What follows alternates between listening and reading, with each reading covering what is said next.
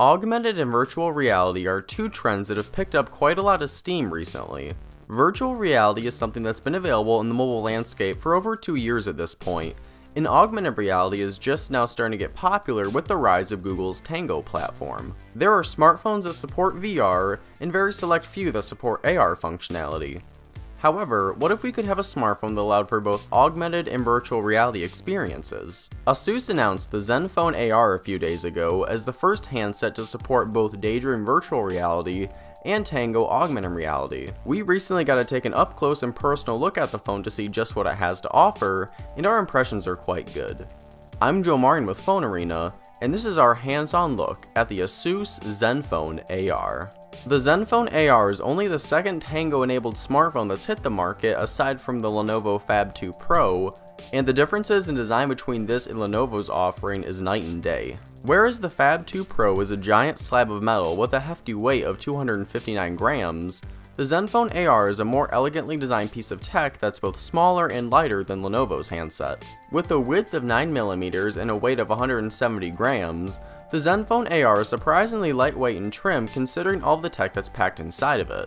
Unlike many smartphones that are opting for all metal builds, the Asus ZenFone AR features a combination of both plastic and metal. An aluminum frame keeps the handset feeling sturdy and solid in the hand, and the faux leather plastic back adds some nice texture that you simply cannot get with an all-metal design.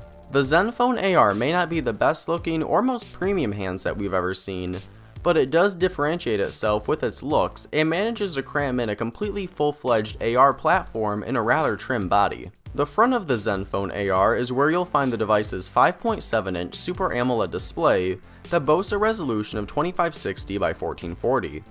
The display here looks fantastic, with vibrant colors, crisp text, and excellent viewing angles. A great display is one of the most important components to an enjoyable virtual reality experience, and the one here in the ZenFone AR certainly won't disappoint when you want to transport yourself into a fantastical new world. Traveling to virtual worlds is a pretty resource-heavy task, so in order to make sure that this experience is as enjoyable as possible, Asus has decided to equip the ZenFone AR with an optimized version of the Snapdragon 821 processor. Asus partnered with Qualcomm to make sure that the 821 inside of the phone is as efficient and powerful as possible for when you're using Daydream on the phone. And as if that wasn't enough power, Asus has also crammed in a whopping 8GB of RAM into the ZenFone AR. This is the first phone to hit the market with this much RAM, and although we weren't able to test out the silicon as extensively as we would have liked, navigating through the UI, opening apps, and even light Daydream applications all worked like a charm. Along with support for Daydream, Tango is another big selling point for the ZenFone AR. Unfortunately, the version of the ZenFone AR that we got to play around with wasn't quite ready yet for Tango-related tasks. Asus said that they're waiting for the final release of the phone to show off Tango capabilities, just to make sure that they're as refined as possible. So with that being said, we unfortunately will have to wait for the full review to test out this aspect of the phone.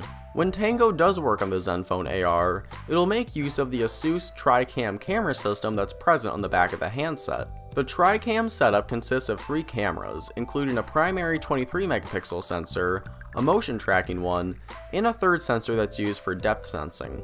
Our initial impressions of the primary lens are quite good for capturing still photos, as shots we took appear to have a good bit of detail and balanced colors. Asus's camera UI isn't the most modern looking interface we've ever seen, but there are plenty of controls and shooting modes present to dig through. Asus has confirmed that the ZenFone AR is slated for a release in the second quarter of 2017, but there's still no mention as to which countries the phone will launch in or just how much it'll cost. Considering all of the tech that Asus managed to cram into the AR, our guess is that the final price won't be cheap at all. However, after getting a fairly good feel for what the phone has to offer during our extended hands-on time with it, we think it's pretty safe to say that this is a product that's going to be very well deserving of a premium cost. Now, if augmented and virtual reality really isn't your thing, there are plenty of non-AR and VR phones we've covered during our time here at the 2017 Consumer Electronics Show. Be sure to check out our YouTube channel and website at PhoneArena.com for all of the other gadgets we've been able to check out here during our week in Las Vegas. I've been Joe Martin with PhoneArena. Thank you all for watching, and I'll see you in the next video.